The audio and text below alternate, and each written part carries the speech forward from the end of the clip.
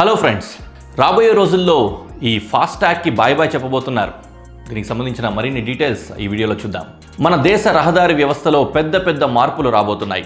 టోల్గేట్ల దగ్గర క్యూ లైన్లు, వాహనాల రద్దీ, ఆలస్యాలు, ఇక ఈ సమస్యలన్నింటికీ త్వరలోనే ఎండ్ కార్డ్ పడబోతోంది.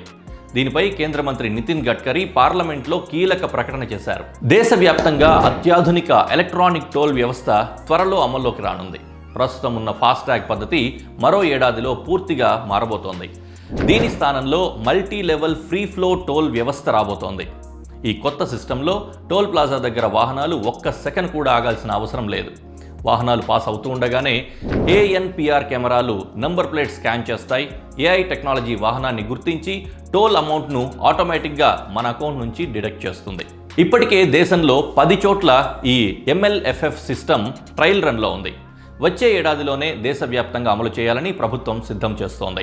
ఈ వ్యవస్థ వల్ల టోల్గేట్ల వద్ద రద్దీ తగ్గిపోతుందని, చెల్లింపుల్లో ఆలస్యం పూర్తిగా తగ్గిపోతుందని ప్రభుత్వం చెబుతోంది. అంతేకాకుండా దేశంలో 10 లక్షల కోట్ల విలువైన 4500 రహదారి ప్రాజెక్టులు ప్రస్తుతం వేగంగా కొనసాగుతున్నాయని మంత్రి నితిన్ గడ్కరీ లోక్సభలో వెల్లడించారు. మరో ముఖ్యమైన విషయం ఏంటంటే, కాలుష్యాన్ని తగ్గించేందుకు ప్రత్యామ్నాయ ఇంధనాల వినియోగం తప్పనిసరి అయిందని గడ్కరీ అన్నారు. అందుకే తాను కూడా హైడ్రోజన్ ఇంధనంతో నడిచే టయోటా మిరాయ్ కారును వాడుతున్నానని తెలిపారు. మిరాయ్ అంటే జపాన్ భాషలో భవిష్యత్తు అని. ఇక భవిష్యత్ ఇంధనం హైడ్రోజన్ అని గడ్కరీ స్పష్టం చేశారు. మన దేశం ప్రతి సంవత్సరం 22 లక్షల కోట్ల రూపాయల విలువైన ఫాసిల్ ఫ్యూయల్స్ దిగుమతి చేసుకుంటోందని, వీటి వాడకం కాలుష్యాన్ని తీవ్రంగా పెంచుతోందని ఆందోళన వ్యక్తం చేశారు. బయోఫ్యూయల్స్ వాడేవారికి ప్రభుత్వం ప్రోత్సాహకాలు ఇవ్వబోతోందని కూడా గడ్కరీ తెలిపారు.